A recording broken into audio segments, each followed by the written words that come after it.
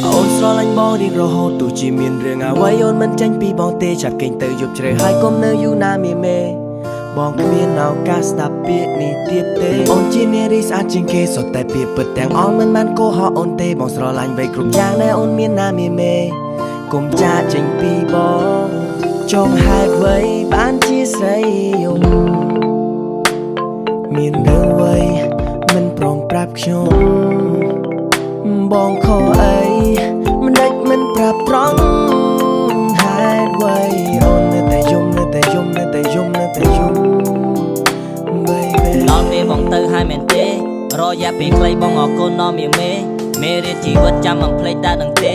បងមានសំណាងព្រោះតែបងខុសពីគេអ្វីដែលបងគិតគ្រាន់តែជា memory ហើយនៅពេលដែលបងភ្លេចបងកាន់តែនឹកគ្រប់នាទីចង់ជំរះចិត្តឲ្យអស់បងឈប់គិតពីនារីបងមិនចង់ឈឺបែបនេះទេចោលហេតុអ្វីបានជាស្រីយំមានរឿងអ្វីមិនប្រាប់ខ្ញុំបងខំអីដេញមិនប្រាប់ត្រង់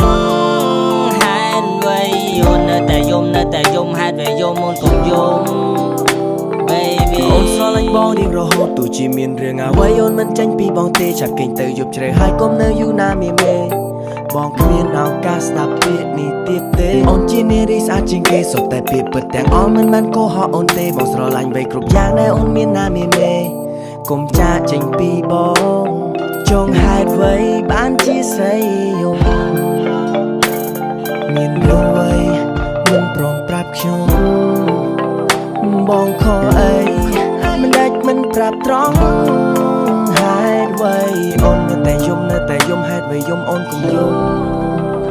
baby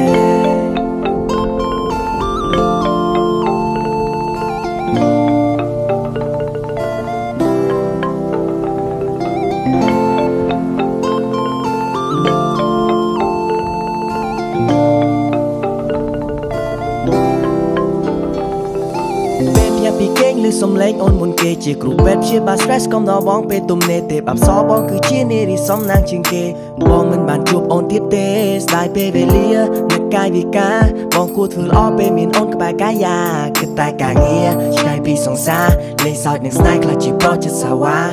បទសម្លៀកទៅឲ្យឆ្ងាយមិនឲ្យជួបមុខទៀតទេភ្លេចឲ្យអស់ជប់គិតទៅរឿងអតីតណាមេចាត់ទុកថាគ្មានសំណាងនៅជាមួយអូនទៀតទេដុតចោលឲ្យអស់ចោលហេតុអ្វីបានជាស្រីយំមានរឿងអ្វីមិនប្រាប់ខ្ញុំបងខំអីដេញមិនប្រាប់ត្រង់ហេតុអ្វីអូននៅតែយំហេតុអ្វីយំអូនកុំយំ